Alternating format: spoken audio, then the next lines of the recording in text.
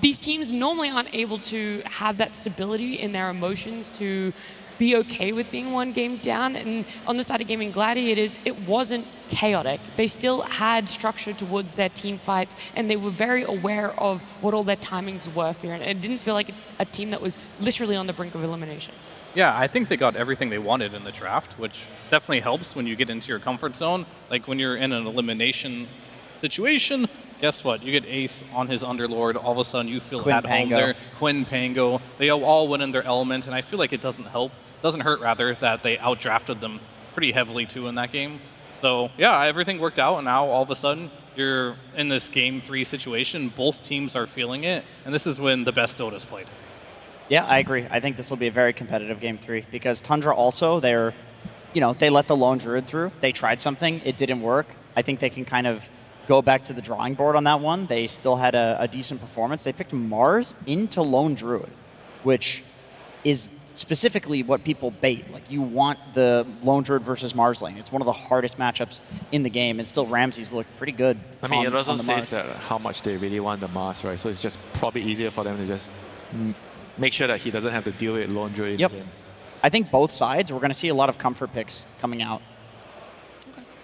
I will say, yeah, that Mars, he kind of just did what he's been doing every other time he's gotten Mars. You get Blink Dagger and you just initiate for your team. That's all that matters, you know? He's able to get some good arenas off for himself. We'll see if he's able to do it for game number 3, if he's even going to get his hands on this Mars, because it brings me so much pleasure to tell everyone watching at home and in the arena, we got a game number 3 draft.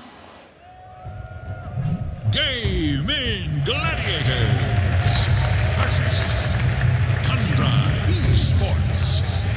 Game 3. What heroes are these teams gonna let through? Do you widen that hero pool? You allow as many different meta and OP heroes through as you possibly can. We'll see. What we do know is that Tundra has that first pick, and I have no doubt in my mind they want the lone druid for themselves. Which they're not going to get. Gaimin Gladiators deny that. Sand King, though. Here we go again. Yeah, you're right. Sand King's there. They're going to take it for sure. And with the flex that they've shown that they're more than capable of doing, it is even more likely that they're going to take this first pick. What's the trade, though? Like, what are you going to trade for this Sand King? Is it the Inch? That hero's? Yeah, I suppose. But the thing is, Sand King's pretty good against the Inch. I mean, I do feel like it's still like more about like the early game. I think if you can get a lot of value of the early game with the Inch pick, sure, later in the game you're definitely not so good against Sand King, but it would still be... Oh, bringing out the big guns right away. Right away. They're answering offlaner with offlaner. This is a hero that will buy the pipe for you right away, which is nice against the Sand King. This is something that is absolutely comfort to Gaimin Gladiators. I don't actually mind this opening too much. Like, I think Ramses will pick this hero, but like, this is mine. We saw Thompson play it last game. They do have the flex potential, but this is 100% just going to be Ace's hero no matter what. I think this makes sense as well. There is no way Tundra, after that last game, was going to let it through the second phase of bans. But if you're Tundra, you're probably happier with this because it's still like a flexible hero for you with the Sand King. And you can now think of heroes that you can use to maybe abuse the Underlord in the lane. Like Monkey Do those exist anymore? Because I feel like people don't care anymore. Like these Monkey King, like Monkey King doesn't even really win these lanes anymore just because they nerfed the Jingo at level 1. It's really bad.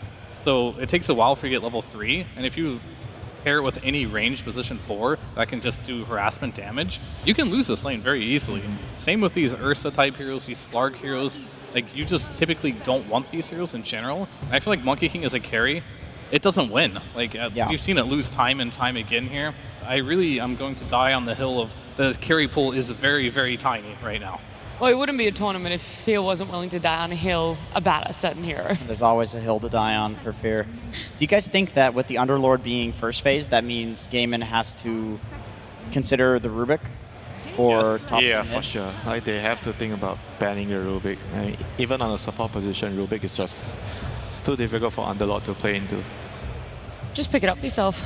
Yeah, they could do that. I mean, we talked about the counters to Underlord and lane, and the way to counter those counters is Wait, to, that man's opening a Crimson. No, go back to him. Go back to the audience. I want to know what he got. Oh, now we'll never know. Well, they got the Ench anyway. That's what we thought they would first pick. This hero's just looked really good throughout the tournament. The overprotective Wisp facet has looked very nice, very tanky. And then once you transition, basically the early game plays out like this. You just run in there, win your lanes, you're very tanky in the early mid game. Then the late game hits, you're just a turret. Like, it just transitions from a tank into a backline damage dealer, and it does a lot of damage in late. Yeah. The nice thing for Gaiming's draft is they always like to have these 2 aura buyers, you know, the drums, the crimson, the pipe, and so forth. They have them already, so the rest of the draft can be simply responses to Tundra's heroes in terms of one-to-one counters, and then also heroes that just give them a better game in the mid game. Like right now, they lack a little bit of team fight. Is Tusk still in the pool? Oh yeah, he's opening it. All right. What does he want? Oh, What's he yeah. gonna get? Oh yeah. Oh, I'm so sorry. Oh, that's too bad. I feel more bad for his teammates because he's going to be spamming Meepo now in his pubs just to show up that is Crimson. miserable. I'm glad we got to witness that. Yeah, that is really any too other bad for him. Crimson Witness openers in the crowd? Well, we Anyone need else? Steam Deck users first. You- I wonder why I'm getting so many emails from Jenkins, you know. I just wonder why. you mean you don't have 12 Crimson Witnesses? Jenkins. I can send you some if you want. Well, So they take the Tusk on Tundra. I think that makes sense.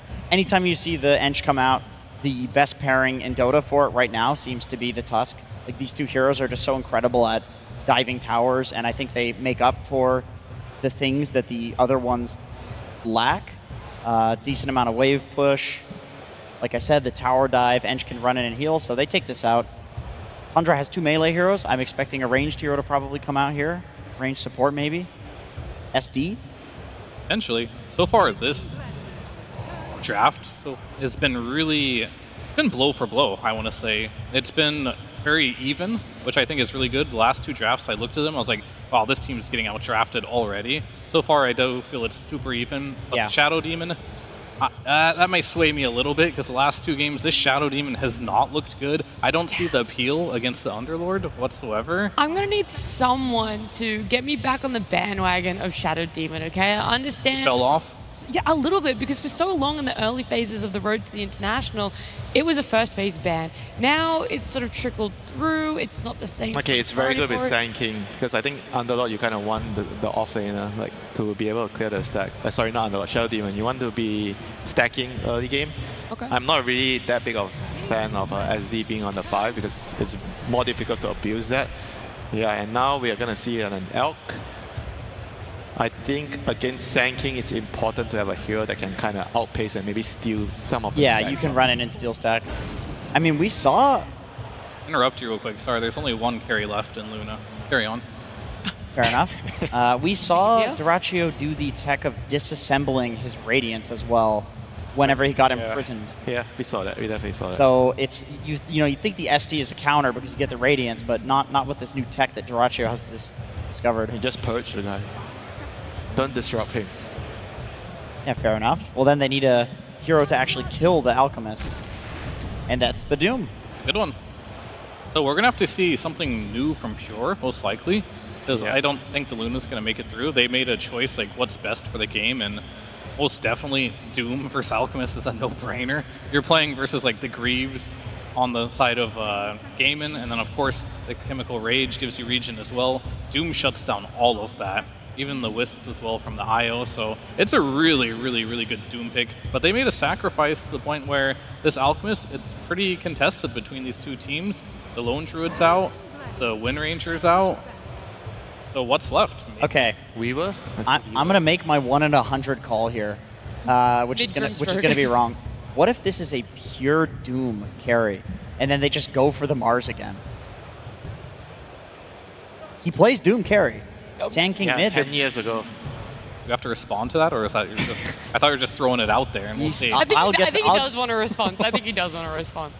Just call me an idiot. Get it over with. No, it could work. It definitely could work. I don't know if Wow. it's the best option. We'll see. Because like I mentioned before, the Luna's gone now, so your options for carry are going to be very low, and maybe it is better to pick a S-tier offlaner as your carry than pick a D-tier carry as your carry. You might be onto something there. I mean, there's not those great carries that we've normally seen picked up that you're talking about, with the Luna being the last one banned out there, but there's still carries that Pure has done amazing on, and why aren't you really looking towards those? Like, he's had amazing performances on the Morphling before. Is there just something about the Gaimin lineup that really dissuades that? Slow though, it's slow. That's what I was thinking. They need You like think the pacing is just too no fat? budget for Morphling, No unfortunately. budget, I see. Now I understand. They do have budget for Doom carry. I mean, they might have to go over budget for this game because it doesn't look like there's many things left. Because you typically don't want to pick these DKs and those type of heroes against the Underlord, right? Gives them a free lane. Underlord is also good versus Morph in the lane, so that's a rough one too. I'm very curious as to what he's going to think about, because you don't last pick carry for a reason in this patch, because there's not many good carries in this patch, but he's on last pick situation. There's been like 5 to 6 carries banned out, and you're laning versus Underlord, who's pretty much an anti-carry for a lot of them as well. I would like to see an old hero like Watson was pulling out, like an Underlord that's really strong in the lane. Like some TA could be okay. I don't know, it's tough. Luckily, we're not going to have to wait too long. The reserve time is getting low, less than 10 seconds at the moment. They're going to just have to lock in whatever they're hovering. They 1 in 100, Jenkins. are not sure. Well, Oh, wow. we talked about that hero from the very first pick of the Underlord. In theory, it's good. I like it. It should be okay in the lane just because Bat is a little bit of a weaker hero against Slark. You can right-click him down. I'm just not sure who's going to be pairing with the Slark. Is it going to be the ST or the Tusk? I kind of want to see the Tusk and just go for them all in action, just try to get him down. The bigger question is does this fit the budget, Winter? Yes, because he's going to run around the map after just one item, and he's going to be pressuring, and he's going to be looking at contesting the stacks from Elk. I think Slug against Elk is always a matchup where if you can survive the early stages, Slug is just going to be very good against Elk. Yeah. Like all these tanky heroes, they can regen, and Slug likes to keep getting stacks out of the Elk. Very good against the Bat, decent in the lane against Underlord. Yeah. I mean, hypothetically, he should be able to survive the early stages because he counters both the Underlord and the Bat in lane. This makes me think maybe Gaimin, but they just want to run Bat mid against I a thought Sand about that. King. And I also thought about Leshrac potentially for Quinn. Very good versus Slark. Not so good against a Doom, though. But it kind of like forces you to like not do the Alk, I guess. But yeah, they're going to go a different direction here in the Queen of Pain. This hero is, I think, pretty good against the Slug. Slug is very vulnerable to burst in the early game. And I think Queen is an excellent hero to respond to the Slug's aggression when he's coming into the jungle, because I feel like at some point they're going to need to defend their stacks or go to the Sand King stacks and try to steal it. I think Queen is one of the best heroes to be able to do that. This is a very good pick in my opinion. I mean, anything that has like ground targeted AoE damage and burst is really good against Slark. You can just die in the ult. Also, when you purge the Queen of Pain dagger and she has Ags, you get immediately screamed. Like, a lot of the time, that plus the ult plus another scream is enough to kill this hero when he's trying to do the thing where he baits and he gets low and then ults. Like, this is a pretty good matchup for Queen. Yeah. I mean, I love both these drafts. I feel like this is the most even draft we've seen almost all of the main stage here. Okay. And it's for game number 3, so I'm expecting an incredibly exciting series. It really is going to come down to who plays this one best, because both drafts look really good. Okay, so it's going to be who woke up this morning eager to make it to the grand finals, who woke up and having that slight mechanical skill diff on their side. I do not normally like to ask you guys for predictions, but I'm going to have to do it. It's our first game 3, and the winner is going through to the grand finals to face up against Team Liquid. So starting down with you, Jenkins. I refuse. Nope, you have to. I defer. Go White Mon. Gaimin Gladiators is taking this all the way. Gaimin Gladiators all the way. Let's see how many people might be on your side in the arena.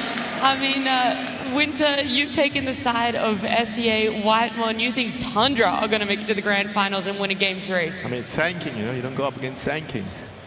That's true. We've only really seen Sand King fall in 2 games before Fear, but you're going to be the decider for the panel as to what we predict. Okay, well, I'm a carry player myself, and I feel like Pure has really been showing up so far at this event. He picked a hero that isn't easy to play, but can have massive impact. So I think Tundra's going to take this on the back of Pure Slark.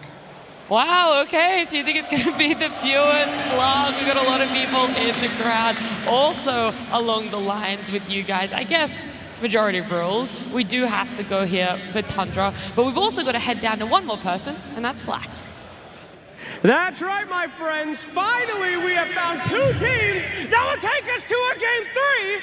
Finally, we've got 2 teams that will give us a show. That is what I'm talking about now. Gentlemen, words between both of you, 2 very incredible coaches who have had a very long journey. I want to give you a moment to have a final word between each other. Congratulations. It is up to you. What would you like to say to your opponent? Thank you for giving me Sand King again. Okay. Any response to that? I think the game will speak for itself. Oh, okay. All right, guys. I know you guys are good friends, so a handshake if you could, and before we get into the match, and any words out there for the fans watching.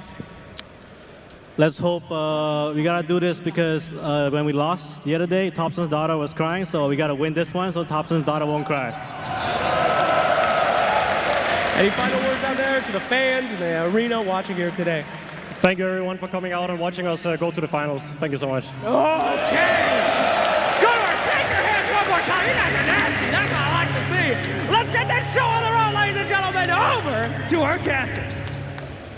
And thank you to those 2 men and the teams that gave us a Game 3 here in the lower bracket finals. Welcome everybody to Gaimin Gladiators versus Tundra, Game 3. And we're already going to start off with a bit of action. Both the teams poking at each other as Gaimin Gladiators had put their faith in one hero, Tundra another. For Tundra, it's the king. And for Gaimin Gladiators, the queen. Sand King versus Queen of Pain mid. With the side lanes, just action all over the place. Both these teams fighting for bounties, fighting for position on the lanes already. Another explosive mid matchup, and not one I think Thompson's going to get cheesed out of as much in that first game. And we saw him come back from that. So this is a terrifying hero to give away to Tundra on this player right now. He's absolutely feeling it, looking to repeat that Game 1 performance. And of course, the Queen of Pain, an historic hero for the NA server, as I'm sure he has killed many in MMR. Can't even say that. On the flip side, this Slark making an appearance here in the clutch in a Game 3 where you need to go to the grand finals. You go to Slark. Such a bold pick. A hero that in theory absolutely owns this game. But you have to be able to get there. And there's a lot of theory because there's a reason we don't see this hero often, right? Very volatile hero. He can crush a team fight. He can do nothing. It's all about building up the stats. First Blood's available. Self-disruption with Pure coming back in. Now Pure tries to get some stacks, but the damage coming out from Tofu and Ace is too much for him to handle. But I guess he does buy Whitemon way back out there. The first kill of Game 3 still on the table. Running low on regen already, though. Sometimes Slark can suffer in these early spell trades because unless you can just run a hero down and build the stacks up, he doesn't trade that well. You're kind of looking for that sort of exchange. Hero will continue to muscle his way through this laning phase. He wants as good a start as he can, so you get that first item as fast as possible. You can join the fights and start building your own momentum instead of relying on the team. Quinn, feeling the Sand King laning phase is not that fun of a matchup for him right now. Yeah, if he's got the mana, he's got to do a level up in every single one of his abilities. Burrow Strike, Sandstorm, and then a Stinger. That really adds up. I do like the Queen pick, though. This is a hero we saw Liquid go to yesterday that can really bring you that later team fight scale. Dyrachyo barely dodging a shard. Missing out of the shards, but maybe he can still get the kill. No, he self-denies. He says, you're not getting the first blood. I'll take myself out. And it's Tofu. He gets it instead. So because Dyrachyo makes that move, his ally gets the heap of gold. We've seen Dyrachyo do this a lot on this hero. He times it pretty well. He can play for it a lot of times.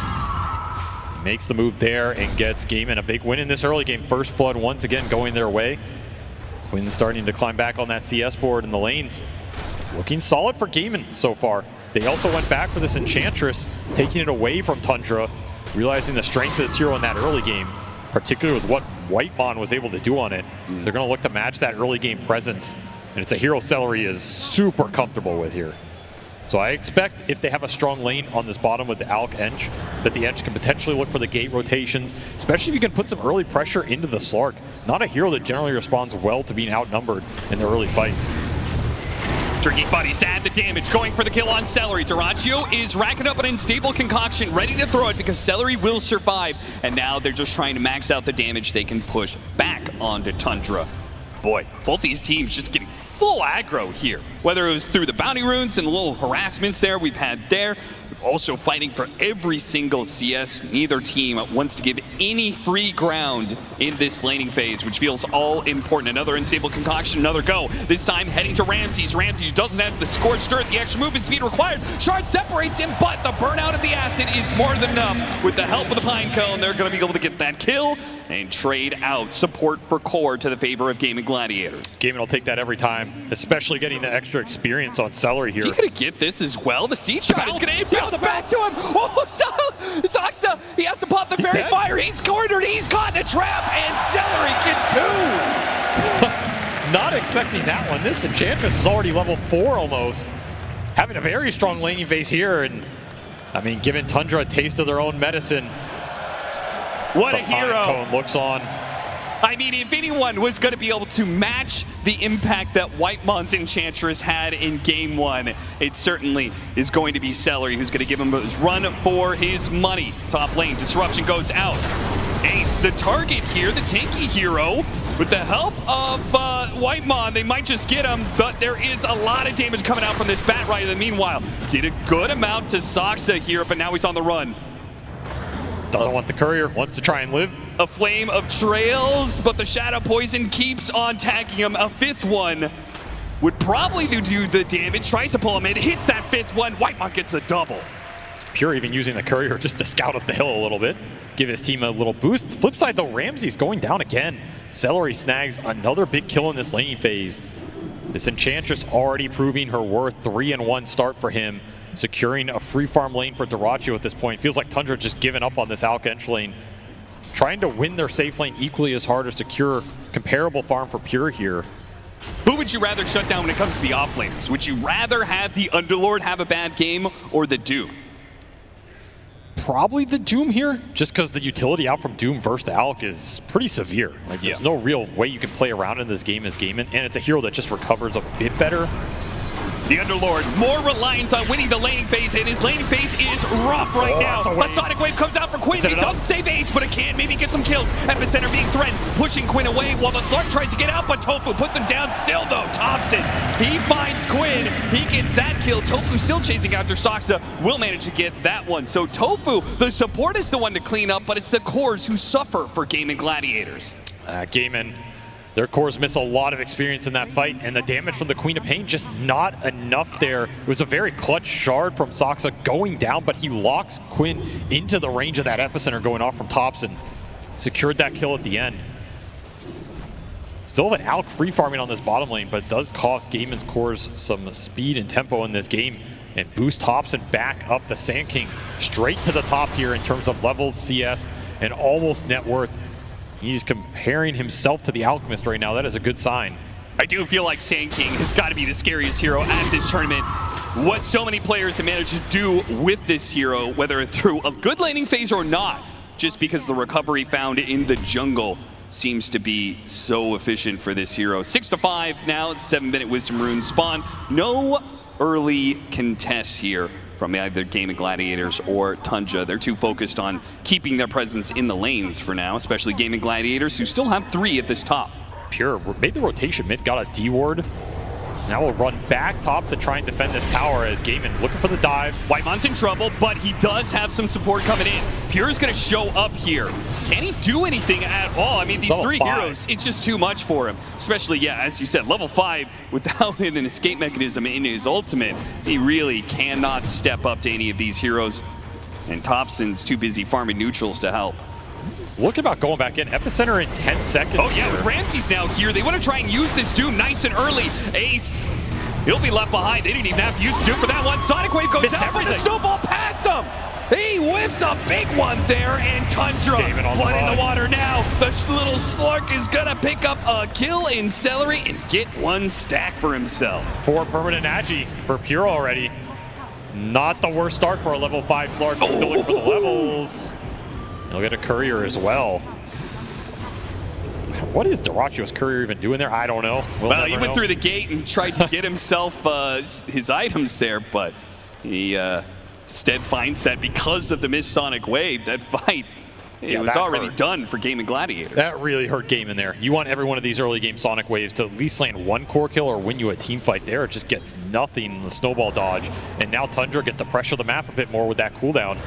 Thompson continuing to hunt here. Half HP, doesn't care, wants the Alk. Yeah, Thompson's just not leaving him alone. The disruption set up into the epicenter. Burrow Strike, it's close. A snowball needs a little bit more. Nah, the AoE damage to the epicenter is enough. Thompson don't get burned out.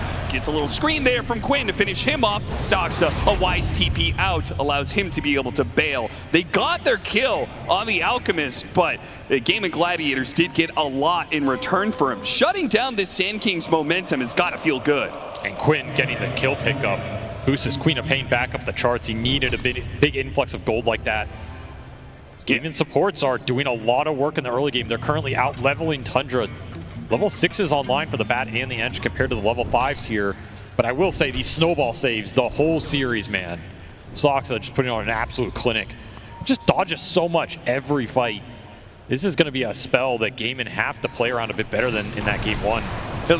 They have a lot of heroes that, if they survive a few more seconds, they can output a ton more damage, right? Epicenter, Sandstorm, the Slark is a big part of that as well. And this is going to be the MO in the fights. Like, Gaimin have to play through a lot of saves and a lot of disruption on the side of Tundra. You have Slark with Depth Shroud, Disruption, and Snowball save that can all go on this Thompson Sand King on the front line. And while you're waiting for him to come out of all those saves, he's dealing the damage to you. He's wearing you down. Finding the backline in this game would be delicious for Gaimin. The backdoor hits on these towers do not seem to stop, whether it's the Enchantress or with some of these other games with like Lycans in the game and stuff. It's just constant. You may have had the waves pushed in, but all of a sudden these random neutrals or wolves or what have you come out of the woodwork and start chipping away at your towers, and that's what's happening to Tundra here. Celery, he's trying to do what he can on this Enchantress to take objectives. He's now prancing his way up to the top lane where Pure is going to get some good D-warding going on. That'll help him. Yeah, he's been active, helping out with the wards. So we'll be a smoke bottom with the Queen of Pain here. Sonic Wave back up, looking for the Dagon build up, just more burst damage, but you're far away for now. Arcane Rune, however, is what makes this gank extra juicy if you can land it. Tundra playing safe down here, but both supports are here, so they might feel confident pushing forward.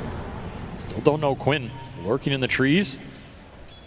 He almost walking in melee range there of Tofu. And look at Celery mid. He's just pushing this tier 1, trying to get somebody to show on the map, get some sort of pressure in response if this gank fails bottom. He's getting some serious tower damage. No one's responding to this.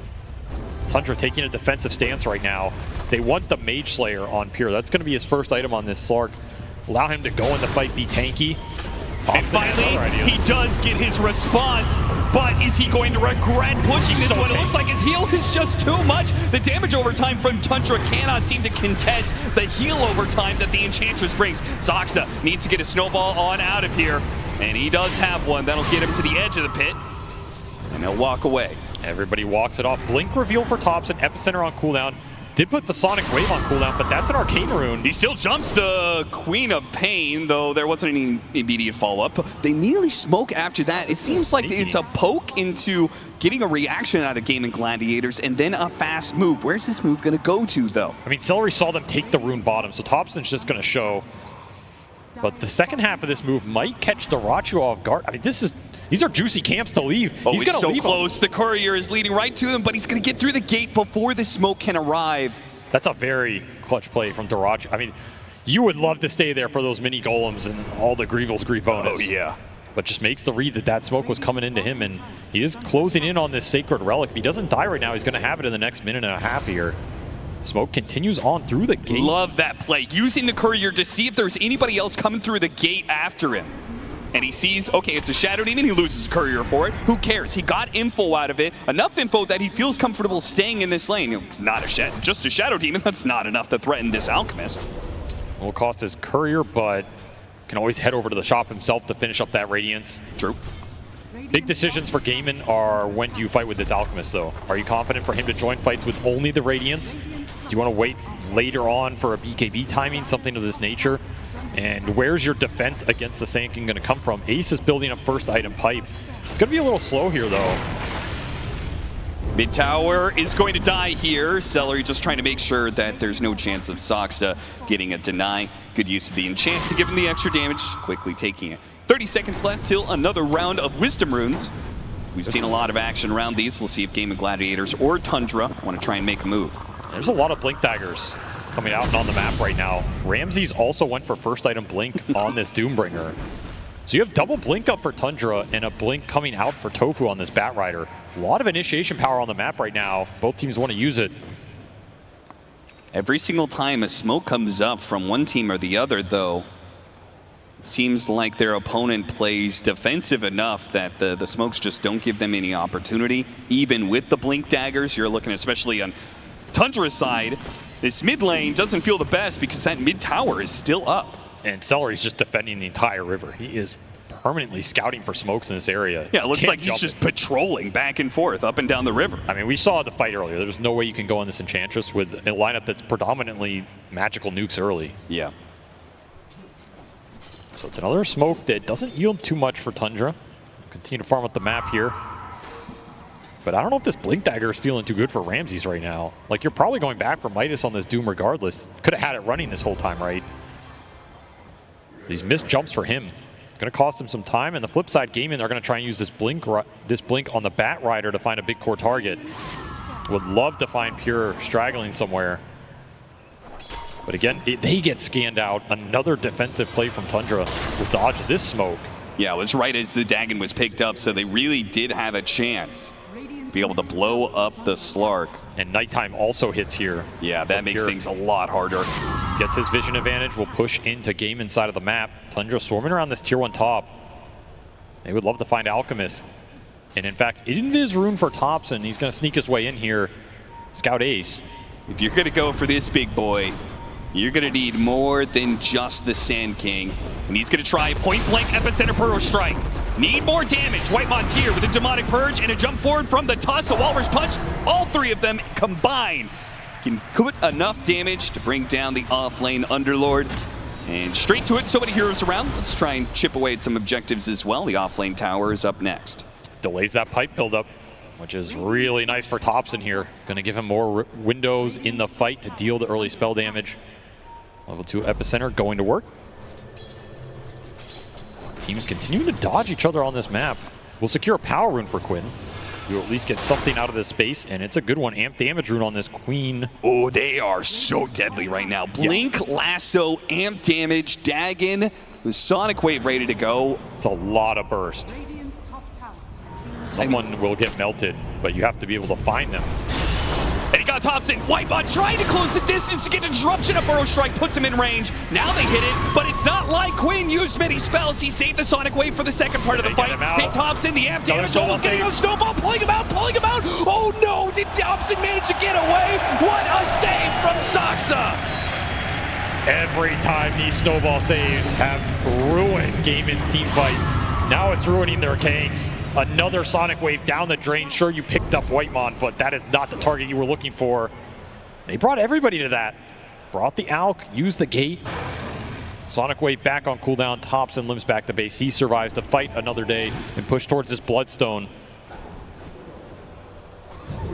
As a result, Gaimin Gladiators, it's even on kills. They're up by 4K. Would you say that with an Alchemist, because he produces that extra amount of gold, it's a lineup that's supposed to be ahead? Do you think Gaimin Gladiators is actually in a good spot? Do you think it's an even game? Where are we at? I mean, they're in a good spot just because their two supports have found a lot more in this game. And they can continue to scale, continue to farm up here. This Bat Rider and Enchantress can push the waves, cut waves, play deep on Tundra's side of the map. They're really hard to kill, and they're really annoying. So currently they're finding more net worth, and it's adding up. You did finish the pipe on Ace, which is your big aura this game. Combine that with the Manta on Duracho, and suddenly you can just take 5-on-5s, translate them into objectives. And that's going to be tough for this hero right here, the Slark, to be able to deal with that kind of team fight. Thompson caught by the lasso as he tries to jump on a Quinn. Pushed back by the flame break straight into the unstable concoction. No Burrow Strike save this time. No disruption either, as Whitemon's going to be caught up in the push forward from Gaimin Gladiators. Thompson just wanted to poke the Queen's resources, ends up paying a big price. And that is a very important spell for Gaimin as well as this game progresses. The flame break here, if Tofu can push the saves away from the target they go on like we saw there, that's a huge deal. Could stop a clutch disruption coming out, could stop the snowball from the Tusk. Depth Shroud later on a factor as well. This is kind of your one spell to break up that positioning, push the backline farther away. You're getting the Ags on Pure. He is going to be so much harder to catch on the map. And I think we're going to see him start to become more aggressive as well. And they're going to start off using the nighttime vision to get the leap on to Tofu. Ags delivered, instant kill, another permanent Agi. This Slark's going to have some buffs to play with, like the drinking buddies. And this is still a nighttime interval for a minute here. And you want to roam around the map, deward a lot of the obs, get extra kills. You're closing in on the Sand King Bloodstone as well, so some big items aligning here for Tundra. And that Roshan is still up, so they're going to smoke and try and get active. Again, they're going through the gate looking for the Alchemist. On the part of the map they feel Duracchio's farming. They know he's there, but Duracchio has already cleaned up the camp with that Radiance, is moving on to the safety of his own high ground, which Tundra will surely try to invade. It's going to be hard to kill. Chemical Rage, is he going to pop it? Will it even matter though because of the Doom that's coming in? Ramses, popping in the Sonic Wave. They did get immediately. Finally it goes up. He's trying to make his run away, but the Pounce is holding him in place now. The Shards keep him in spot, but who cares? He is anchored to a team fight that he's winning, and Tundra will be the ones to drop 3. Pure with a Pounce away. Desperate TP out. Unstable Concoction will not arrive in time. It was a trap all along. Gaimin were more than ready to turn that play around. Now is your one last bit of nighttime to get the Slark active like that. Pure will feel the stun still land and the sting of a lost team fight off a botched gank. And that is scary. 10,000 net worth lead for Gaimin Gladiators. Tundra, I mean, they've had it 3 different times now. You know the big team fight push is going to be coming from Gaimin Gladiators soon. It's just when they feel like the Alchemist is strong enough to hit that high ground, and it really does seem like he's approaching that territory. Radiant, Manta, soon to be BKB. I have to imagine that and an Aegis, Gaimin Gladiators are going to threaten your high ground, and Tundra need to be ready for it. They start off once again trying to hit Duracchio here. This time it's off of a Bloodstone Sand King who's trying to hit his epicenter with the disruption. He's going to be healing up a lot off of this one. Maybe not enough though. Another save. Drinking save. They have the snowball, and it hits. Burrow Strike on it too. Thompson goes in to try and win the team fight. But will that stun be enough? Tundra feel like it's not. On the retreat, making a run for it. Quinn chasing after him. Managed to hit the pit onto Soxa. Looking at it a little bit more. It's going to be Whitemon, the support. Lasso immediately, no, he hit the Dark Pack. Pure is able to take that one off, but it's still loss after loss here. They got the Alchemist, losing 3 for it. Avery, how does that break down? It's just not a worthy trade. You needed more in this fight, but it's a fight you're playing without Doom. It just takes so long to bring Duracchio down. You had the Bloodstone active on the Sand King. When he's disrupted, he's not healing up. Just an awkward situation for Tundra. They don't have that big ult online. It's not nighttime for Pure. Doesn't get to play a super long fight that he wants to and build up the stacks. You end up losing your tier 2, losing 3 heroes. And the story of this game has just been the supports for Gaimin. They're continuing to find so much net worth here. Celery rolled the Grove Bow as well, so this Enchantress is a huge damage threat. Ooh. And he is absolutely massive, level 13. Going straight into his own Dragonlance here. Even scarier, Tundra ever get caught in a lasso, so much burst damage, whether it's the Queen of Pain or this Enchantress. They could do a lot, but Tundra, they still have some answers to the Alchemist, and I think that's the thing that really intrigues me the most. They've got Doom versus Alch. Like, surely that has to be one of the best answers you could ask for against this carry hero, right? It is 100%. You go in, you Doom this Alch, the Slark starts hitting him, you throw down Depth Shroud, Disruption, Snowball. That's the type of fight you're looking for, and then all of a sudden you get a 5v4 where all your heroes are still full HP. That's why these supports for Gaimin are the real X factor in this game, because if you can make some more cores out of them, you end up in situations like that where even if you kill the Alchemist, Gaimin can still win the fight. Yeah, too many threats, right? Yep.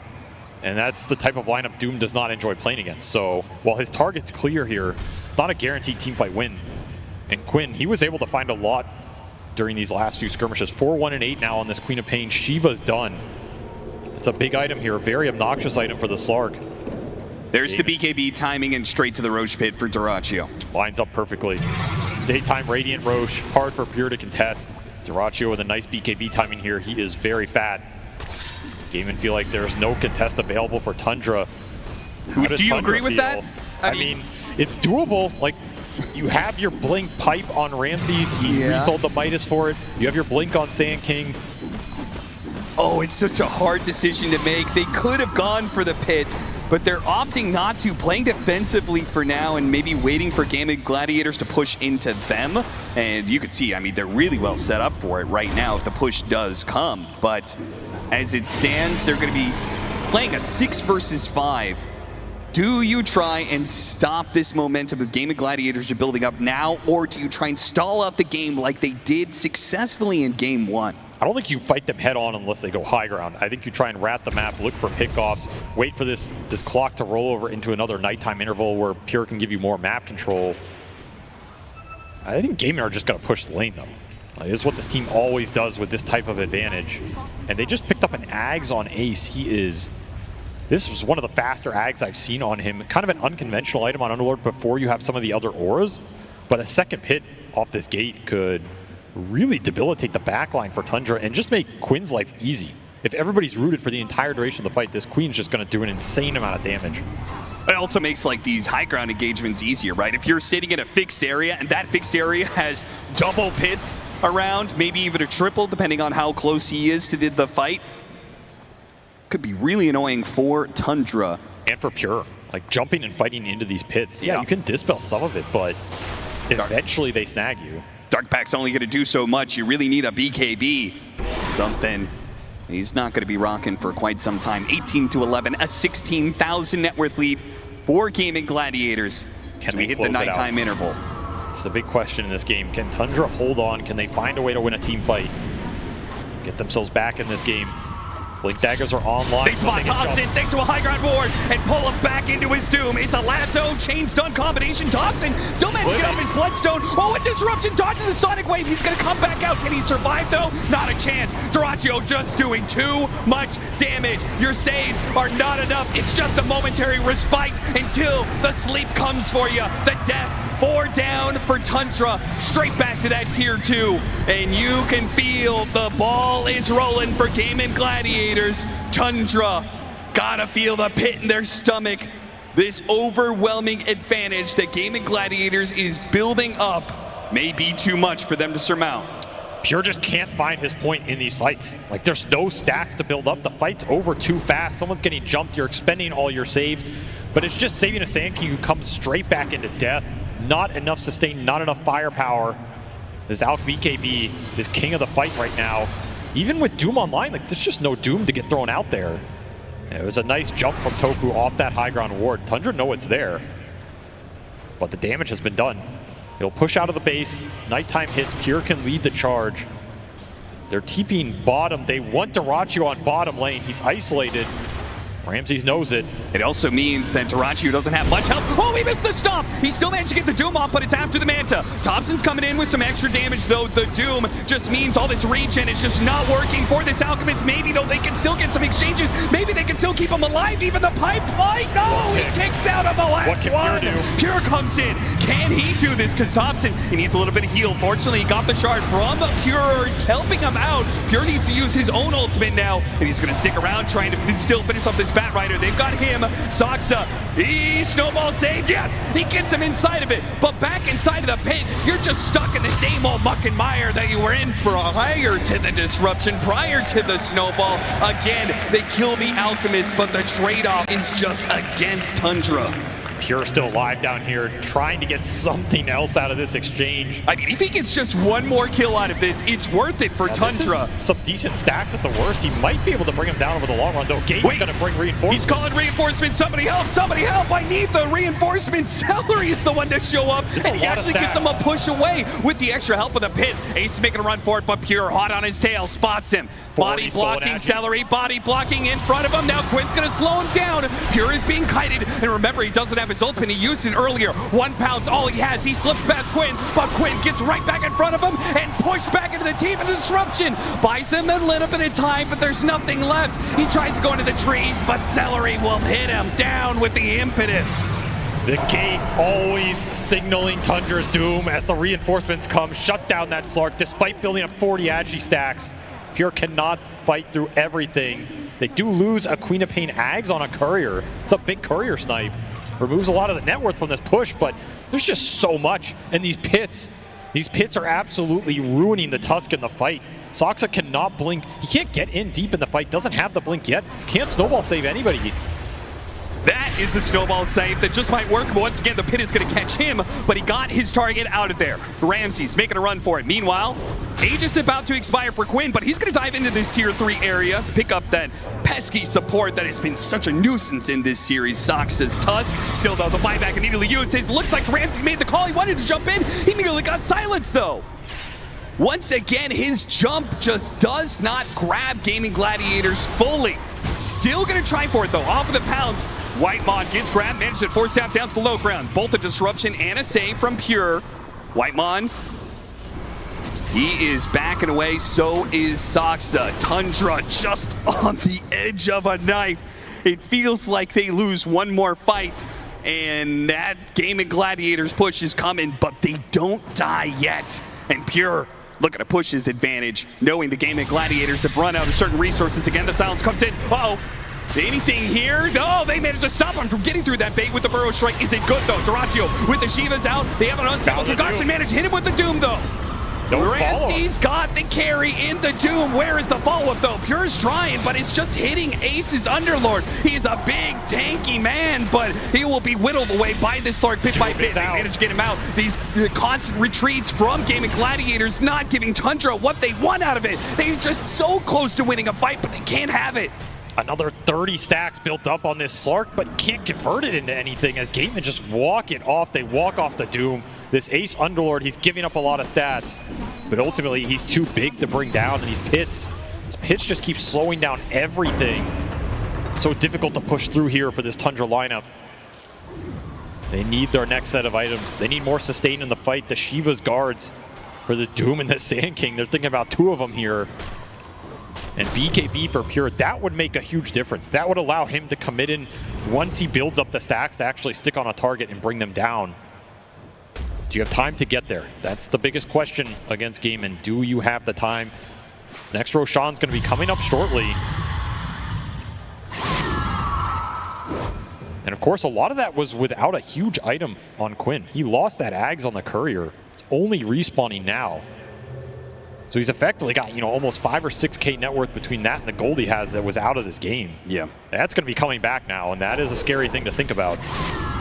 That Orchid really paid off for Dyrachio in multiple instances, and now it's even more dangerous. A Bloodthorn.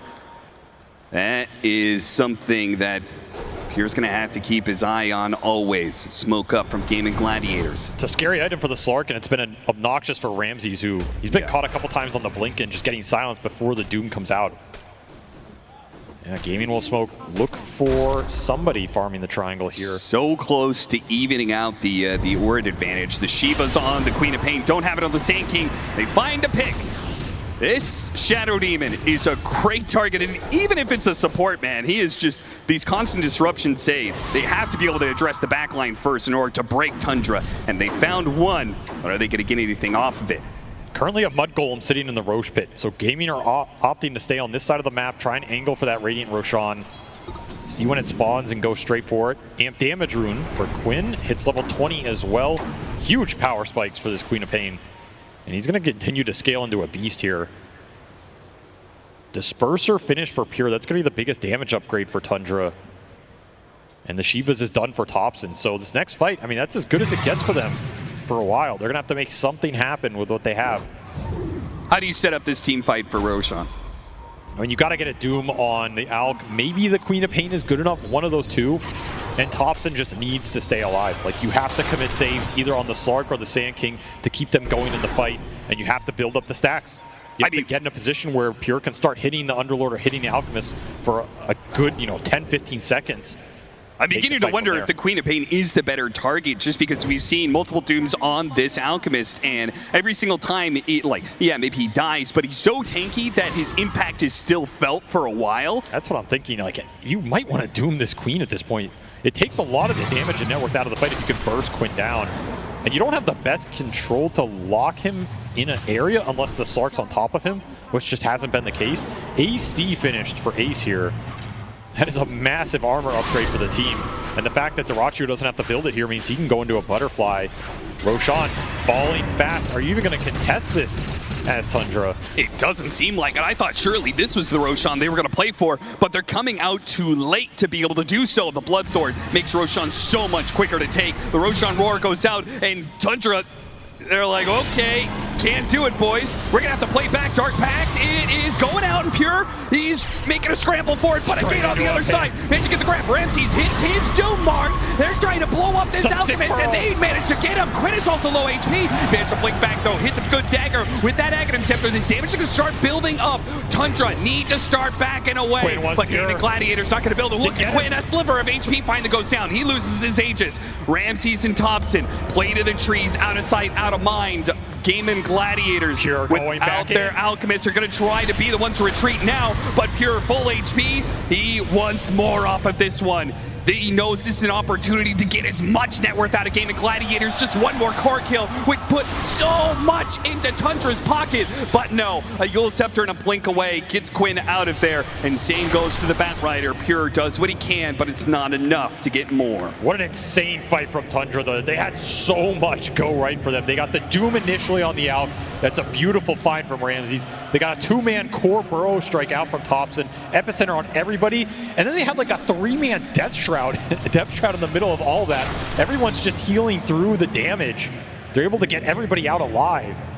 And right as we say, maybe we consider the Doom on the Queen of Pain. The quad picking up the Aegis made the targeting perfect for Tundra. They say, okay, we have to go the Alk, and they got the burst on it this time around. There was no lingering Alchemist doing his Radiance and doing some right clicks in. This time around, they killed him fast. This is a big turn in this game. Tundra, the breath of life breathed back in as it felt like this game was spiraling out of control. They find big targets here. Very clutch spell casting on these two cores. And then this Depth Shroud just going in. It does so much to sustain everybody here. This is the kind of fight you're looking for. At the same time, man, these pits, they have just absolutely debilitated Tundra in these fights. They don't have good answers for them yet. Still able to get everybody out of here, reset, and then you can think about going back in. If you weren't so low on a lot of these heroes, I think more would have committed with Pure, as he knows, you know, once that initial exchange happens, they are favored over the long haul. You just have to push through it. Thompson, he was a nuisance this time around, going to the disruption. It stopped the lasso initiation. Now Ramses comes in with his BKB, still hit with a Sonic Wave onto 2. The Depth Shroud once again will help him out. They managed to get the Doom onto the Queen of Pain. A great target, and there's a full HP Pure. And Thompson is going to work. Epicenter slamming the ground, slamming Gaimin Gladiators. 2 cores down. One of them's going to buy back to Quinn. He's back into play thanks to the gate, and will swing this team fight back to the favor of Gaimin Gladiators. At least the end of it, but it is costly. That is a very expensive buyback, not just economy-wise, but your idea in this game about how you're winning fights, it feels like it's shifting the other way right now. The Depth Shroud value in the middle of these team fights is absurd for these melee heroes that Tundra are just jamming into the center of that. And of course, all of that is an extremely fast disruption from Whitemon in exactly the right place at the right time with the perfect spell casting. Ruins all of that initiation for Gaimin. And at that point, you're just dragging Sand King into the middle of everybody. Free Blink Dagger trip for Thompson. Ramses jumps in to bail his buddy out. He now has BKB to make that jump. And that is a large shift in the win probability here. Gaimin were looking to close this game out with that last Roshan. It might be going to another one here. And that's going to be contestable from the side of Tundra. If you get to this Scotty on Pure, he's the strongest hero in the game. It's not a question anymore. He is. It's just a matter of what he can do in the fight. Do you think Scotty was the right choice, though? Because we talked about the option of maybe BKB against a lot of this AoE magic damage that's thrown around from the Queen of Pain. Do you think this greedier, stat-focused build is better for the Slark? I mean, it's going to pay off way more in a long fight. It's going to help him deal with the Alchemist and the Underlord a lot more. He can chase them down solo.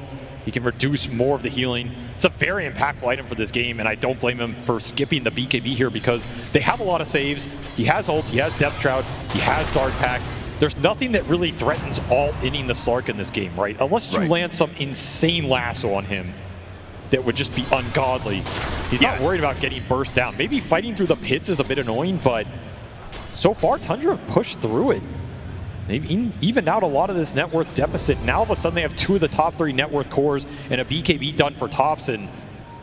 This Sand King is starting to heat up. Ascetics cap on top of it for some extra HP regen, and the debuff that gives you the status resistance. If you lasso the Sand King, he might live with even without a disruption or something of that nature. Yeah, if he lives, he's guaranteed to get off the Epicenter Sandstorm. That is just an entirely different story.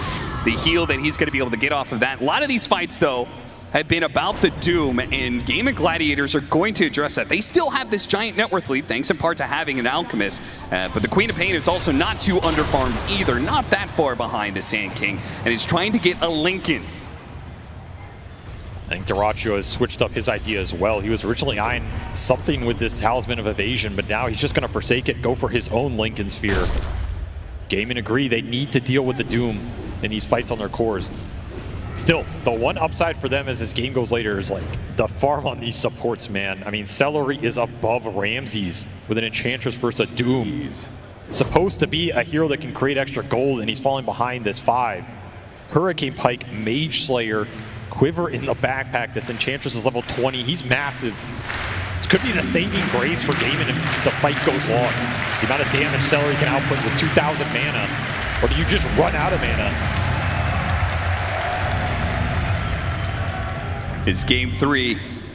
It is going some distance here as we cross over the 40-minute threshold. 31-16, and it feels dead even. It feels like Tundra were just one bad fight away from losing the game, but they have won multiple team fights in a row, or at least kept them close enough that Gaimin Gladiators haven't managed to continue the snowball that they're so infamous for. Now, managed to get a Burrow Strike onto 2. They bait out the Power Rune to go for Quinn. Quinn's going to be able to get away before the pounce lands from Pure. Missing that one. The Epicenter finds purchase on nothing, and as a result, Tundra quick to retreat after using multiple spells and items. Cooldowns are paramount for them to be able to win these fights. They have to give way to Gaimin Gladiators now to make the move. At least Tundra gets some information off that, which is these 2 Linken Spheres on the 2 cores. True. There's a chance Ramses would have doomed straight into it. Now he has more to play around with. Epicenter is on cooldown. Gaimin want to try and make something of this, but they are missing Chemical Rage for 25. And it's a much easier target to be able to get. They got him away. Disruption is still there, but he has a Bloodstone, but he doesn't have the BKB. They're still going to try and burst him down. The Depth Shroud helps him out. He got a Burrow Strike out. Topson tanky enough to survive the Ascetics cap, coming in clutch. Oh yeah, that Ascetics cap went a long ways to protecting him there. Just the extra bit of HP he needed. Gaimin Gladiators were really hoping a pickoff would finally let them take advantage of all this net worth they've heaped up. I mean, Whitemon is just owning their initiations. Yeah. Like, he gets disruptions on the Lassos, but then he throws out this Disseminate, and all of a sudden that Sand King, who has 3,000 HP, has almost 4,000 with the extra buff up. He's really been playing well defensively with his kit here, keeping these cores alive. And they're getting to the point where these heroes are starting to become really tanky for Gaimin's burst damage. I mean, once more Soxa, he went this triple bracer build on the Tusk. He got a Havoc Hammer. This is a 4,000 HP Tusk. You get hit by Sonic Wave, you walk it off. Burst damage of the Queen of Pain just does not look nearly as effective. No, you need to put this Axe to use. You need to get some of these dagger procs to go through the fight. Maybe take a hero down with this lasso and again go back to the impetus damage from Celery to pick up the slack, because these are the type of late games where Alk can start to suffer. This is the point of the Slark pick and all these saves Tundra have. Draw the fight out, make it as long as possible. Maybe that Chemical Rage goes down. Maybe you're doomed on one of these big cores. I was going to say, you were talking about the Queen of Pain making use of this Axe, but you're proposing trying to draw a team fight out against a Slark. Is that even possible to win? It's tough. I mean, what did it in that mid fight was the buyback on the Queen of Pain. You don't have that. You don't have it right now. You're missing a lot of them on the side of Gaimin. You can abuse this gate to bring people back in the fight, but you need the second life to do it. Right now, Ace is the only core with that buyback on the Gaimin side. And for the first time this game, we're going to see a clash in the Roshan pit for contest of the Aegis, as Roshan is about to spawn. Tundra are the ones in position first, and Gaimin Gladiators will have to be the invaders here. And Ags on Dyrachyo, he wants to pool it to somebody, but it's not gonna. Is it gonna be here for this fight? We're going to need to wait a bit more. Celery showing himself, just having a poke at Thompson, showing off some of his damage. Gives it to Quinn, and Quinn immediately buys BKB. So they want this Queen to be as strong as possible for this next engagement. They might have to wait for this Courier to bring the BKB now. It's a little awkward, but you're not losing any ground here, and Tundra aren't doing Rosh. I think a lot of this fight, can you find the Shadow Demon? That's what feels like the piece of the puzzle here for Gaimin. Can you find Whitemon, take that Thompson, out? they still got him despite the Burrow Strike. What a lasso, pulled him out of the saves. Still though, Thompson, no, BKB Bloodstone is not gonna be enough. Media buy back though. Can he get to this fight in time? He has to go through the gate. They're going to hold this high ground around it to make sure that they will have all 5 members if Gaimin Gladiators push the issue, which they don't for now. But Celery, who is a big part of the damage component for Gaimin Gladiators, gets spotted, but he couldn't get grabbed. The pit came out, a little bit of distance here. Tundra going to go for a different mark, and Quinn has to use his BKB, throws out some daggers, Sonic Wave onto 2, Pure pops his ultimate early here, while Ramsey still needs to find a Doom mark. They still back away, smoke even, to try and get a better angle on the initiation. The first time didn't work for them, maybe a second time will. That's a win for Gaimin though. They took down the Sand King, their cooldowns are resetting here. Lasso up at 9, Gaimin Gladiators confident they'll be able to handle this one, but is it going to be too much? Ace, he's so tanky, but made so squishy by the damage. Still though, Thompson's in trouble. Depth Shroud disruption as well. Healings are coming in. Ace is taking his stats, Pure is going for him. Thompson not gonna make it out just yet, but Whitemon's in trouble. Sox is in trouble as well. The supports are going down. Gaimin Gladiators are winning this fight. How far can they take it though? Do they dare to chase down Ramses and Pure as well, or would they back up for the Roshan? They want everything. They want as much as they can, but maybe that's a mistake. They're stumbling into buybacks now. Teeping onto tier 2's Quinn. He has no mana left, and Pure sees that opportunity. Some heals coming in. It's not enough. A bounce is enough. Pure trying to get out. Has his ultimate. It's up just in time, and a refresher. He managed to get himself a refresher. Another ultimate. Another swing. Distoratio Alchemist, and he's got it. Pure, the most dominant force in this team fight. Hungry, not quite enough. The shots with the impetus get him. He's dead. A death, 100 seconds on the clock. Gaimin Gladiators wounded, but not dead. Will take as much as they can from Tundra. They'll force another BKB out of Ramses. They'll go in deep. A lasso pulling him back. How many spells do they have? Dieback from Oh Ramses. my god, a dieback for Ramses. How many heroes did they kill in that team fight game? And Gladiators just kept it going. So much damage done from Quinn here. The second life is what wins game in that entire round. The refresher on the Slark was so timely from Pure, but he's just running out of resources. He runs out of mana himself, and the impetus shots are what bring him down. Celery dealt the most damage in that fight of anybody in the game. This Enchantress expends his entire mana pool to secure a teamfight victory right when Gaimin need it. And they will claim their teamfight victory in the form of Barracks this year, but despite all the diebacks for Tundra, they're not out of this game. And Whitemon, he's killing some waves on the map. They will still have a chance to turn this game around. A lot of buybacks on cooldown here as we go into this next team fight.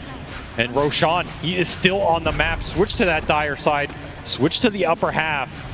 Gaimin Gladiators may have used some big buybacks, but they are going to get so much for it. 2 lanes of barracks, and they still have a chance to back up and take Roshan off. They won, or they gotta go for the throw. Quinn has made the call. He wants Megas. 7 seconds. 5 more seconds. Can he get here in time? Duraccio and Quinn have to wait out a glyph. This is a risky push. Seconds are crucial. If you die Can Thompson get his initiation? The Alchemist Illusion right now is stopping his blinking, so it's up to Pure to make the jump instead. He hits the Queen of Pain, but to look at Duraccio, he's focused on the objectives. He realizes this isn't going to be good enough. Their damage isn't good enough. Now they have to try and get a retreat, but Alchemist is in trouble. Duraccio has to pop his BKB. There goes the epicenter. Thompson slowing down these heroes, trying to stick on top of anybody he can. It's going to be the Celery Enchantress. No, he gets 4-staff defensively. Gate comes out from this Underlord. That is not a force they want to contend with when they're not sure if they damage anymore. That is such a risky push by Gaimin. If you get caught on the retreat there and lose heroes, that could just be the game. You have to remember this Queen of Pain has no buyback for 5 minutes. Ace has no buyback for 4. Dyrachyo can farm his up right now, and I think that's what he's trying to do. But Tundra, they have one more shot. It'll be an Ags for the Sand King. Oh man, that is a huge pickup. You believe in the Stinger procs. The extra damage. He's not 25 yet, still missing that big talent. Trying to use the Thompson gonna be able to find this opportunity to bring this game back into play for Tundra, or Gaimin Gladiators take them out in this third place spot.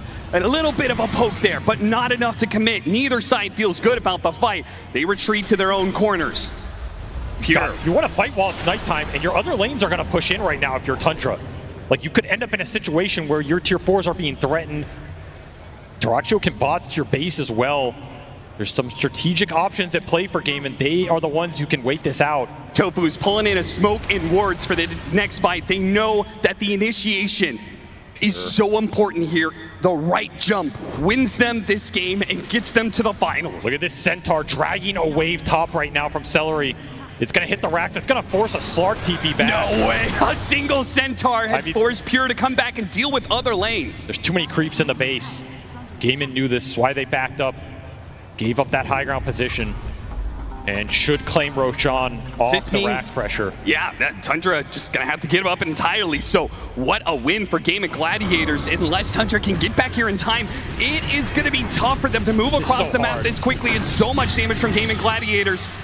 Does Pure actually want to contest this? His supports are so far away on the map. They're brown boots He's playing entirely solo, trying to go for a seal, and an Aegis. He will find nothing. And now he's in the pit. Now he has to make a retreat. He has no more pounces left, and he wants to wait out this one and then pop a refresher. He's got 3. He waits for a seam. Thompson finds his entry. He goes for the bat right. Sonic Wave puts them all away from the bat, and he ults. He might just be able to get off the lasso. Drink for the doom. Managed no, he got blocked by the Lincolns. Ramsey Sutherland finds it still, though. The Sand King is in the midst. Dyrachyo with his BKB. Pure is going for it and hits the back line. Managed to finish off the Underlord. No comeback from him. 2 dead. They've got the numbers advantage. Do they have the damage? They've got him. Dyrachyo's dead. Celery's up next. No way. They find a way with their base being sieged. The sustain, the save, the refresher on the Slark. Pure just pushes through it all. And these stacks are going to last a long time. He has the level 25 talent. These essence shifts stay up forever now. Tundra found Tofu at the start of that fight, and it made a huge difference. None of them were getting lasso jumped. Their supports have a free-for-all. And even though the Queen is doing a huge amount of AoE damage, the sustain from the Slark is able to keep his other heroes alive. Thompson just running into everybody with this Bloodstone. And the impetus has come out, but they're just not enough here. There's too much HP to get through. It seems like Tundra were the ones to be able to kite back and forth, making it so Gaimin Gladiators aren't able to focus one target down, and as a result, they cream Gaimin Gladiators in this fight. Despite the Aegis advantage, despite everything they got out of the Roshan pit, they cleanly won that one and pull back this game perhaps into their grasp. They were down over 25k going into that. It looked like nothing as Pure slices them up. They will claim a tier 1 mid at 51 minutes in this game. Goes to show how much Tundra has scrounged around the map, trying to find whatever they can, whatever gold they can, whatever experience they can, and just draw the game late and later and later. And now, 51 minutes in, the Gaimin Gladiators that we're looking at 20, 30-minute high ground pushes are getting stalled. That time is long gone. You are now stuck in the late game. This is where Tundra thrived, the late game mechanical ability of their team fighters. Level 25 has now arrived for Thompson as well. He's rewarded for his presence in that team fight with a big talent for this hero. Huge damage upgrade. What can Gaimin do to find a way to start winning these fights again? They still have Aegis on Quinn. Shiva's trying to find the hero that broke the smoke. Ooh. And a brief pause as some sort of issue will allow both of these teams to be able to discuss what is happening here. And Celery says, "We are coming." He is not lying. So much of this fight rests on the Batrider initiation and what Quinn can do with 2 lives here for Gaimin. You have to find a good target in this lasso, and the Queen has to start getting these daggers up on everybody. The back line, that's the name of the game here for Tundra. Can you protect your supports? There's an Ags on this Shadow Demon. He has double purge, double cleanse, by the way. Something to think about. Another reason these long fights are just so favorable. Your cores start getting demonic purged in the middle of it. It's so much damage for Dyrachyo to deal with. These teams are going to be frantically talking about what needs to happen in this next engagement. Gaimin Gladiators so confident, despite losing the fight around the Roshan pit. They say run it back, and they think they're going to be able to change what happened in that last engagement. Somewhere between the Lincolns and the single target spells, there is going to be a difference in the last team fight, but will it be better for Tundra or better for Gaiming? I feel like so much of their damage is coming out from this Enchantress. Full MKB done for Celery. He's almost level 25. Like, he has to be able to find his mark in this fight. Quinn has to be able to find his mark. This Alk is almost becoming a second thought. Yeah, it almost feels like he's just a punching bag for Tundra to distract from the real damage dealers in Quinn and Celery. And what did Pure just get delivered? He delivered a full BKB. 50 minutes in this game, he finally opted to go for it. So he has 9 seconds of debuff immunity. I mean, double ultimates and a BKB. He's God in this game right now. Absolutely untouchable. It's not a question of can you bring this Slark down, it's how much is he going to do in the meantime while you're trying to kill anybody else. Hopefully, Whitemon will be able to figure out his mouse problems soon, and we can get this Game 3 on the road. But in the meantime, Copenhagen, how are we feeling about this Game 3 right now?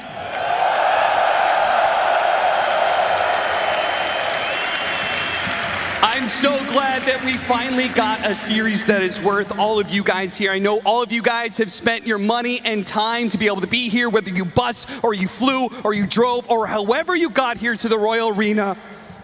Thank you. Thank you for coming out and supporting Dota. Thank you for watching the best esports in the world.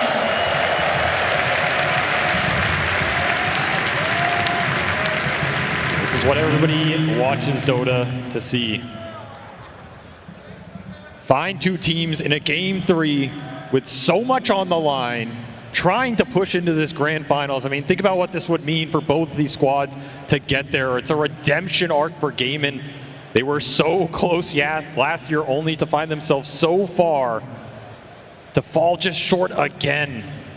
Can you live with that? And yet it feels like fate, right? The fact that they have so many times met Team Liquid in the finals, it felt like it was the fated path that they would do it again, and we'd either see Liquid be able to have their big moment, triumph over Gaimin Gladiators, or Gaimin Gladiators would be able to fix past mistakes. But Tundra are standing in the way of that fate. Yeah. This team, I mean, this is just a team that will not go away. No. And you knew it coming into this series today. This is not a team that was going to go down easy, even if you pushed them, even if you tried to use your cheesy Aura, Death Ball, tempo lineups that Moon Meander hates so much and has probably been shaking his head after the last 50 minutes. It did not end this game. It did not push them past the limit of what they were able to play through, and they have clawed their way back. They're still sitting down like 16K in this game. That is the ridiculous part. It feels like they have won 2 team fights down 20K that they had no business winning, and they are still trying to climb that hill to push themselves into that grand finals to face up against another behemoth later today. That is the terrifying part. If you win here, you still got another BO5 to play. True. To claim that Aegis, and that is why it is an Aegis of champions. Because you're going to have to prove yourself today in every aspect of this game right now. Prove that you deserve that immortality, to have your name put on the Aegis. For a first, second, or potentially third time. Yep. That is still alive, as ridiculous as that is. Gaimin Gladiators, I mean, they've had so much success throughout year after year with this roster, but the one thing they have not laid claim to is this tournament. This is why this tournament is so special. The pressure is sky high, and teams will break and crumble, or they will either stand tall in spite of all of that and persevere and come out champions, come out with immortality. Gaimin Gladiators, they gonna be able to do it? Will it be Tundra, or will it be a fight that just keeps on going? We begin. Quinn spotting Thompson, slows him down with the dagger and then backs away. He says, this is not the fight I want. Not into their high ground position. Instead, I want an extra advantage. I want to cheat. I want an arcane rune to be able to play with. I want to be able to throw as many spells as possible. Will that give them the edge they require to be able to hit this high ground? It feels like Quinn, maybe he's thinking about it. Still has 2 minutes left on the Aegis, and yeah, they are threatening the base once again. They got Pure to be able to come back. All of Tundra have to TP with him. Pure left his courier behind. He's been using this thing to scout, kind of secure vision for the team fight. Will go down here for a bit, so that micro unavailable. This will be the level 25 for Celery. Normally, I don't know how impactful this talent is, but extra impetus damage in this type of game with how much they need him is a big deal. This is an 11-3 and 23 Enchantress right now, approaching 6-slot territory. Absolutely one of the biggest factors. And still, we have to go back to the fact that Quinn, he has an Aegis right now on this Queen of Pain for another minute. Level 25 for Ace, also a big talent with the extra root duration, especially with that bags. Can you use this Aegis? Yeah, are you okay with pushing high ground with that Aegis with only a minute left into one of the scariest unknowns of unknowns? Right? We have this new Aghanim Scepter for Sand King. We talked about it, it's been theory crafted, it's been tested. This thing is insane. If you can get to level 25 with the extra epicenter pulses, if you get the RNG. Thompson believes, and he's got what it takes. These stingers are so much damage, and they're going to be popping up everywhere if he gets that epicenter off. I mean, if you are caught in the Sand King spells without a BKB, you're dead. Yeah. It's that simple, I think. You're going to have to play for buybacks here, maybe 60-minute items. How much more scale does Gaimin have in the tank, though? That's the big question. This is a lineup from Tundra designed to win this point in the game. Designed to win the Ultra Late when the Slark is 6-slotted with a buyback. Refresher now online for the Doom. Ramsey still looking for his 25. Would be a big talent to get in this game as well. Probably the last of the big core talents. Oh, yeah. So Tundra still have a lot of room to grow here. You're still looking for like a blink on Soxa, who went for Vlad's and BKB just to play through the pits and buff up his Slark as much as possible. I mean, Avery, you've been in these situations before on the main stage at TI. You're looking at this situation where you can't figure out how to end the game. What are you telling your team right now if you're Gaimin Gladiators? Because you know that they're still growing. You know that they're still getting more talents, more items. What are you saying to Gaimin Gladiators? What do we need to do to be able to finally break them? I mean, that's where you say, hey guys, we have better late game, and you go back to that Scepter. We have better late game because we're better, and you have to believe it. If you don't believe you're going to win at this point in the game with any lineup, you do not deserve to be in that grand final. Taking it on faith, perhaps we're just going to wait all the way for another Roshan, all the way to tier 5 items. And more importantly, 10 buybacks. We are currently at 8 out of the 10 right now. Right. Thompson dips a little bit below, but he will have his up in this game. Yeah, Ace doesn't have his simply because he had so much gold. He actually bought himself a BKB and still almost has it. Just needs to farm a few camps to be able to pick it up. Sand King actually bought out an overwhelming Bleak. I thought he was looking at Refresher before that. Seems like he's going to deviate from that path a bit. Still a very powerful item, but it will not give him the 2 of everything, which sometimes in these late games makes the difference, especially around that Roshan pit. Yeah, especially the way the team fights have been started and then retreat and kite back and start again. And especially when people have buybacks, right? Yeah. That second round of spells and items counts for a lot when you have to play 5 into 10 potentially to win the game and close it out here. And that's a great point, because we are going to be talking about buybacks in any of these late game fights, but especially around a Roshan pit that is going to be on the dire side unless things stall considerably. It is a later Roshan. We still have a minute 20 to go, but it will be firmly on the nighttime side where the Dire have control of that outpost, something that they could play with their buybacks a lot easier. We're also seeing more of these Ag Scepters start to get pulled. Duracio, he's pulled 2 of them. Can start to add these up. Like Tofu, he got his own Ags now. This is a double lasso territory. Yeah, what happens if Soxa or Whitemon are too close to the target they're trying to save and they get caught in that initiation? Could be huge. These lassos have meant a lot in these team fights as we go down the stretch. We're approaching the 60-minute mark as well. You have to start thinking about these neutral items. Go back for the Midas once more on the Doom just to secure him instantly. Ramses, he's smoked. He's looking. Yeah, they're baiting out Thompson right now. And look, even the Celery just things, won't stop, man. He knows that every little bit of pressure could matter. And he's also going to be breaking the smoke. He realizes, managed to get the force staff away. Tundra too scared to take that high ground fight. They don't know what lies above, and they will call it quits for now. But Celery just continues to remind you, hey, don't forget that we were leading control of this game. Don't forget your 2 lanes of barracks down and just win 1 building away from Megas. I mean, that could be a route Gaimin consider. Like, if they don't feel like they can win the straight-up 5v5 anymore, you have an Underlord. You can gate to the enemy base in a clutch situation and try and just all in it. Biggest factor for Tundra is maintaining that glyph. But this game really could come down to some weird base situation like that. Especially if Tundra commit buybacks to a fight, they can't get back to defend the throne. Look at Thompson. Situation you have to think about. He knows it's not going to just be a 5 versus 5. It's going to be a 10 versus 10 when this fight breaks out. So wherever the fight does happen, they need to be able to have boots and travels. They need to be able to have bots too, specifically to be able to get to the fight instantly. It's the biggest factor here, and not a lot of heroes are going to have a bots 2 slot that they want to free up. We're looking at Pure right here. I mean, he's approaching that true 7-slot territory if he eats an Ags and fills it in. He went for his own nullifier here.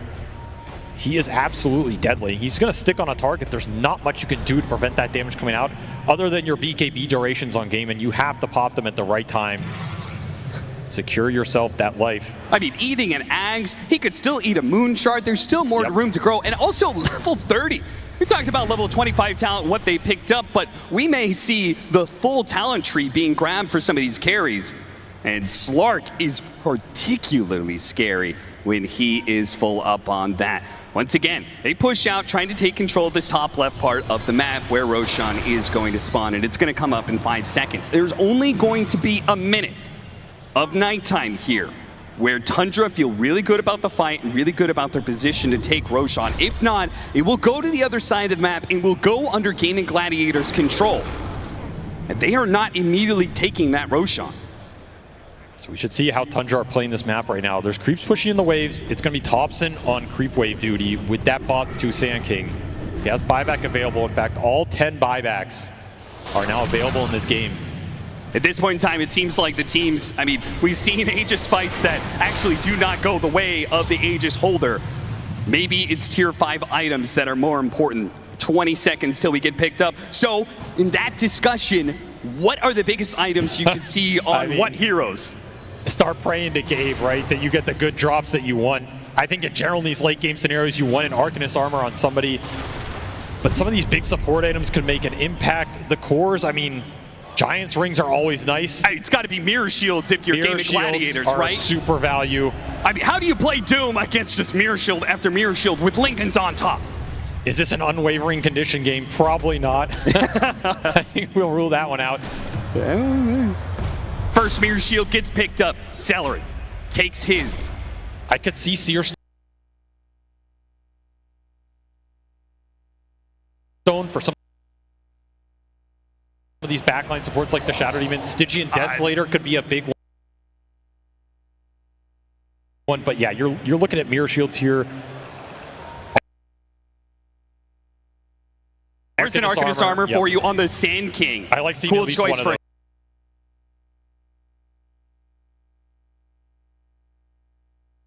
Duraccio is trying to min-max his, you know,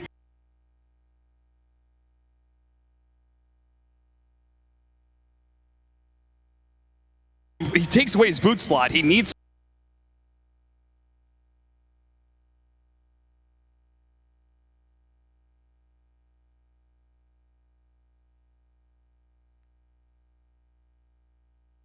some extra movement speed. He takes force boots. That's a big one for him. The slot's really valuable, the extra move speed in the fight. Ace, is it going to be an Arcanist armor on his side? Will it be a Giant's ring? Another mirror shield, this time for the Queen of Pain. Oh man, how does Ramses do this? Force boots don't know. Instead. Ace also got his own force boots, so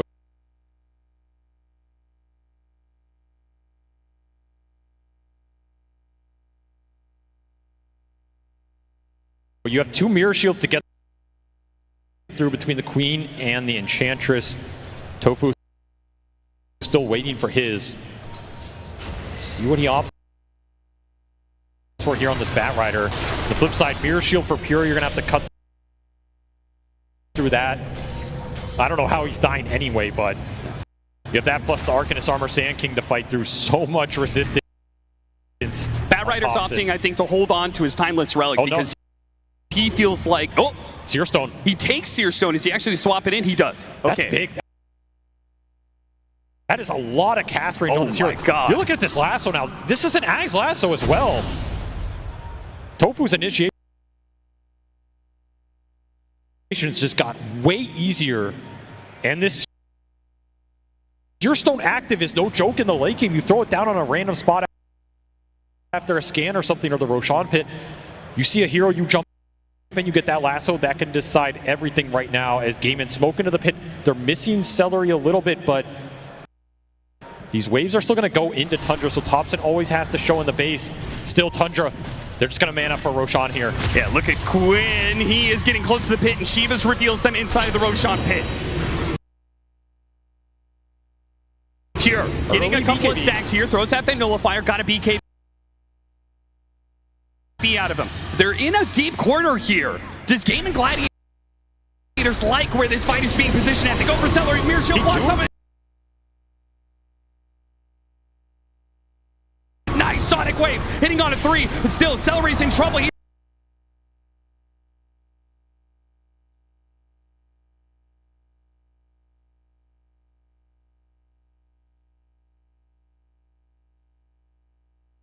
Broken and he's dead. Ramsey's refresh, looking for another 2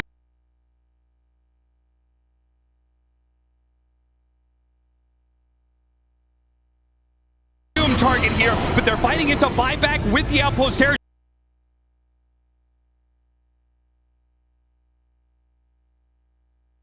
There it is, buyback on the Celery. He's going to be coming in soon. They got Quinn.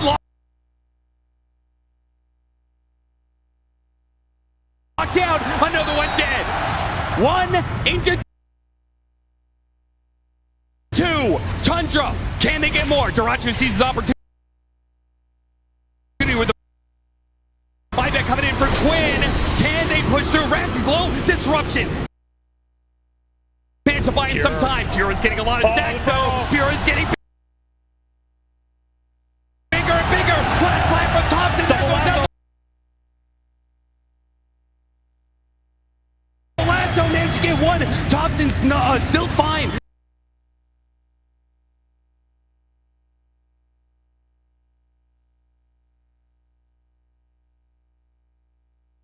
Thompson managed to get the duel onto Ace. A big kill with a nullifier. They shred him, but so does Thompson. Almost dying. Disruption. Buys some time. A second Sonic Wave and miss. Thompson's okay. At least for now. Bloodstone pulled back in depth shot. Wait a minute. He still has a little bit more time as the disruption buys him life after life. So many second lives for Tundra, whether it's buybacks, whether it's the snowballs,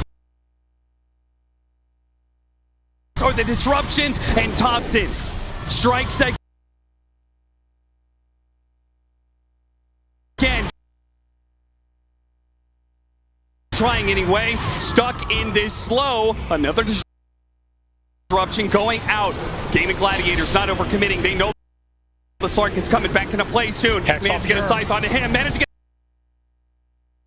the Hex on him. Can they punch it down? They've got him. One more.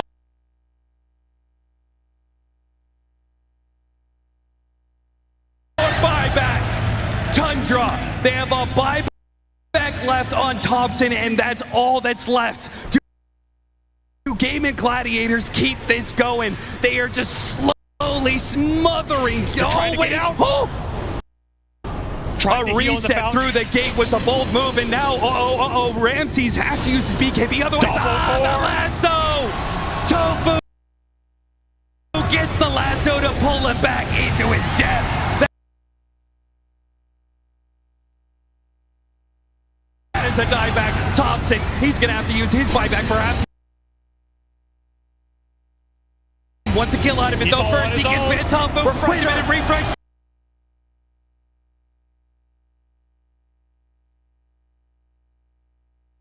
BKB, no way, no fucking way. He pops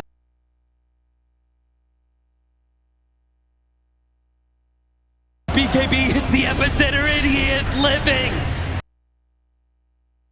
He doesn't use his second life. Not quite yet. Not quite.